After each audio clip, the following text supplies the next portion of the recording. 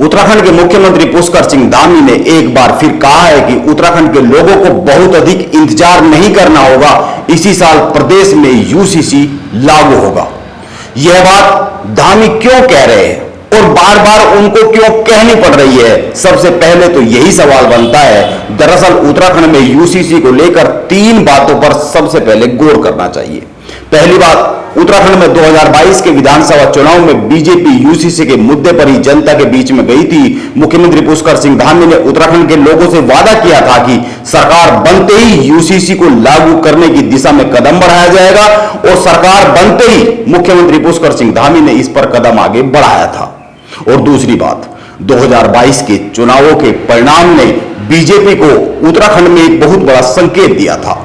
उत्तराखंड में हार्डकोर हिंदुत्व का एजेंडा चल सकता है, यह संदेश दिया था। आपको याद होगा 2022 के चुनाव में मुस्लिम यूनिवर्सिटी का मुद्दा उत्तराखंड में बहुत ही गरमाया था। यह मुद्दा हरीश रावत का नाम लेकर बीजेपी ने बनाया था। यह हरीश रावत का कहना है कि यह मुद्दा बनाया गया था, बीजेपी का कहना है कि इस मुद्दे के पीछे सच्चाई थी। और जब 2022 विधानसभा चुनाव का परिणाम आया तो पता चला कि प्रदेश के पर्वतीय जिलों में मुस्लिम यूनिवर्सिटी की बात कांग्रेस के खिलाफ चली गई। कांग्रेस की हार के जो प्रमुख कारण थे उनमें से यह भी एक प्रमुख कारण निकलकर सामने आया जब कांग्रेस ने बात की।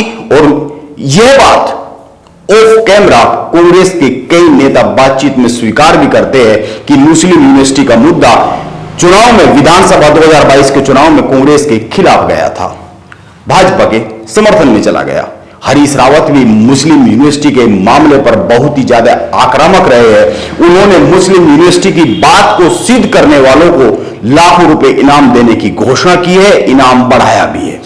उनका कहना रहा है कि यह एकदम झूठ बात थी, अफवाह थी और यह झूठ बीजेपी की फैक्ट्री से निकला था।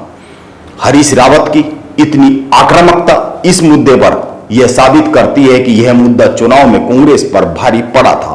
अब तीसरी बात, इस पर बहुत ध्यान दिए जाने की जरूरत है। बीजेपी को यह एक घटना जो घटी थी 2022 में मुस्लिम यूनिवर्सिटी की, बीजेपी को इस एक घटना से यह पता चल गया कि उत्तराखंड में हार्डकोर हिंदुत्व का एजेंडा सफल रहने वाला है। इसीलिए आप ध्यान दीजिए।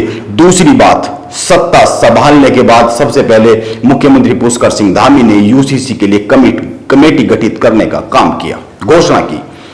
अब इस कमेटी की रिपोर्ट तैयार हो चुकी है। हालांकि यह रिपोर्ट अभी तक सरकार को सौंपी नहीं गई है, कभी भी सरकार को सौंपी जा सकती है, यह पुष्कर सिंह धामी का कहना है। पुष्कर सिंह धामी कहते हैं कि इस रिपोर्ट का प्रेजेंटेशन वो खुद देख चुके हैं। अब सवाल यह उठता है कि आखिर धामी को बार बार यूसीसी पर स्पष्टीकरण क्यों देना पड़ रहा है? आप कुछ बातों पर सिलसिलेवार गौर कीजिए। उत्तराखंड में यूसीसी को लागू किया जाएगा, भले ही इसमें देरी कितनी भी हो रही हो, यह बीजेपी की एक जरूरत है और मुख्यमंत्री पुष्कर सिंह धामी की तो इसको आप मजबूरी कह सकते हैं। यह उत्तराखंड बीजेपी की भी मजबूरी कह सकते हैं और आप इसको एक प्रयोग भी कह सकते हैं। उत्तराखंड में बीजेपी जिसको करना चाहेगी और बीजेपी चाह भी रही है, उत्तराखंड में बीजेपी की जरूरत भी यह कह रही है कि उत्तराखंड में यूसीसी को लागू किया जाए। कैसे, इस पर बात करते हैं। मुख्यमंत्री पुष्कर सिंह धामी अभी हाल ही में 3 दिन के दिल्ली दौरे पर गए थे। उस वक्त जब वो दिल्ली दौरे पर थे तो एक चर्चा बड़ी तेजी से चली और चर्चा यह है कि क्या बीजेपी उत्तराखंड को हिंदू राष्ट्र का मिनी मॉडल बनाना चाह रही है? क्या बीजेपी हिंदू राष्ट्र की अवधारणा पर उत्तराखंड को लेकर काम कर रही है? एक मिनी प्रयोगशाला उत्तराखंड को बनाना चाह रही है, उसको उत्तराखंड में सफल होते हुए देख रही है? यह चर्चा, यह सवाल उस समय और भी अधिक जरूरी और गहरा हो जाता है जब मुख्यमंत्री पुष्कर सिंह धामी के इंटरव्यू, बयान और गतिविधियों पर बहुत ध्यान से देखा जाता है। एक अन्य बात पर भी गौर करना चाहिए। अभी बीजेपी के राष्ट्रीय अध्यक्ष जेपी नड्डा हरिद्वार आए थे, प्रदेश की कोर कमेटी की मीटिंग में हिस्सा लिया। यहां पर जेपी नड्डा ने धामी की तारीफ करते हुए जिन कामों का जिक्र किया उनमें सबसे प्रमुख तौर पर धर्मांतरण कानून, यूसीसी, लैंड जिहाद, अतिक्रमण हटाओ अभियान रहा है। मुख्यमंत्री पुष्कर सिंह धामी 2 माह में 6 बार दिल्ली दौरे पर जा चुके हैं। हर बार प्रधानमंत्री और गृह मंत्री अमित शाह से मिलते हैं। बीजेपी शासित बड़े बड़े प्रदेशों के मुख्यमंत्री भी इतनी जल्दी जल्दी दिल्ली जाते नहीं है और प्रधानमंत्री और अमित शाह से इतनी जल्दी जल्दी उनकी मुलाकात होती नहीं है। वैसे तो उनके हर दिल्ली दौरे पर कई सारे कयास लगाए जाते हैं। उनमें से एक यह भी होता है कि उत्तराखंड में मंत्रिमंडल का विस्तार होना है, दर्जाधारियों के नामों की घोषणा होनी है, इसीलिए धामी दिल्ली में इन मुद्दों पर अपने बड़े नेताओं से बात करने जाते होंगे। लेकिन आप ध्यान दीजिए, 2 माह में 6 बार दिल्ली की यात्रा हो चुकी है, पर अभी तक उत्तराखंड सरकार के मंत्रिमंडल विस्तार और उत्तराखंड में दर्जाधारियों के नामों की घोषणा की कोई बात नहीं हुई है। दिल्ली में जाकर मुख्यमंत्री पुष्कर सिंह धामी हर बार यूसीसी, धर्मांतरण, लैंड जिहाद, मजार जिहाद, अवैध कब्जाधारियों पर एक्शन, देवभूमि की डेमोग्राफी की चिंता, इन विषय पर अधिक बात करते हैं। मंत्रिमंडल के विस्तार पर तो वो दिल्ली में जाकर बहुत ज्यादा बात करते ही नहीं है।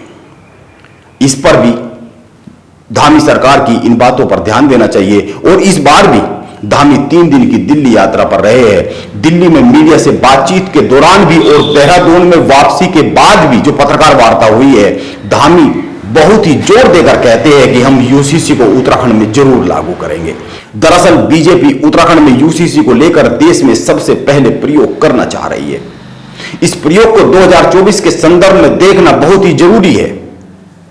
पुष्कर सिंह धामी का दिल्ली में एएनआई को दिया गया इंटरव्यू और देहरादून में, जैसा कि मैंने कहा, पत्रकार वार्ता बताती है कि उत्तराखंड सरकार यूसीसी को लेकर हर हाल में आगे बढ़ने की तैयारी कर रही है।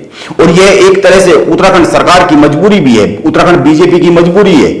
उन्होंने दिल्ली में और दिल्ली के बाद भी मुख्यमंत्री पुष्कर सिंह धामी ने बहुत ही साफ साफ कहा है कि यूसीसी को लेकर गठित एक्सपर्ट कमेटी ने रिपोर्ट तैयार कर ली है। इसीलिए माना जा रहा है कि उत्तराखंड की बीजेपी सरकार इसी साल विधानसभा सत्र में यूसीसी का ड्राफ्ट लाएगी और इसके बाद उत्तराखंड में यूसीसी को कानून का रूप दे दिया जाएगा, यह माना जा रहा है। अगर ऐसा होता है तो उत्तराखंड यूसीसी को लागू करने वाला देश का पहला राज्य बन जाएगा।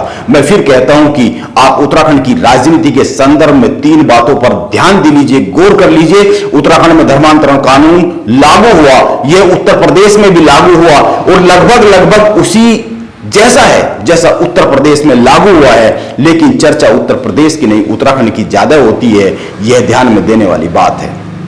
इस नए कानून के तहत कई सारे मामले उत्तराखंड में दर्ज भी हो चुके हैं। उत्तराखंड में सबसे पहले लैंड जिहाद शब्द का इस्तेमाल किया गया। उत्तराखंड की राजनीति में, देश में इस शब्द को पहले कभी सुना और देखा नहीं गया था।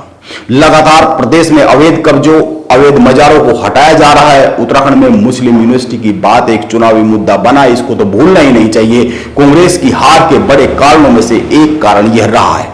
इसीलिए बीजेपी उत्तराखंड में अपनी राजनीतिक लाइन से इधर उधर नहीं जाने वाली है, वो जा भी नहीं सकती है। अगर वो होता है, राजनीतिक लाइन से थोड़ा भी इधर उधर जाती है तो बड़े राजनीतिक नुकसान की गुंजाइश बन सकती है। उत्तराखंड में यूसीसी को लागू करना पुष्कर सिंह धामी की राजनीतिक जरूरत है, राजनीतिक जरूरत का एक बड़ा हिस्सा है। आप इसको मजबूरी भी कह सकते हैं। जैसा कि मैंने शुरू में कहा, अगर ऐसा नहीं होता है तो उन पर वादा खिलाफी का एक बड़ा आरोप लग जाएगा और यह वादा खिलाफी का जो आरोप है यह उनकी राजनीति की लाइन के खिलाफ ही होगा, मुख्य लाइफ लाइन को ही काटता हुआ दिखेगा। इसीलिए मुख्यमंत्री पुष्कर सिंह धामी बार बार उत्तराखंड के लोगों को याद दिलाते हैं कि उत्तराखंड में यूसीसी को लागू किया जाएगा।